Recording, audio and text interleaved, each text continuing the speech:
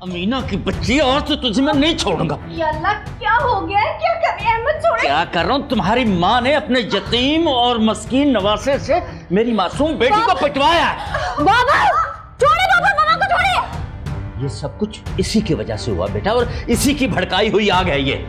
अब मैं इससे ज्यादा तुम्हें इस घर में बर्दाश्त नहीं कर सकता। चलो निकलो निकलो। बाबा रुक जाए बाबा।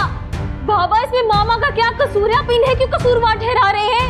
बेटा इसी का कसूर है। जब से ये मेरे घर में आई है मेरी जिंदगी बर्बाद कर दी है इसने, और अब ये तुम्हारी जिंदगी तबाह करना चाह रही है। बाबा बस कर दे। अगर आप आगे आए ना और आपने मम्मा को कुछ कहा तो मैं अपनी जान ले लूंगी। ज़ारा प्लीज देखो, इसे रख दो इसे। मुझे दे दो मुझे इसे।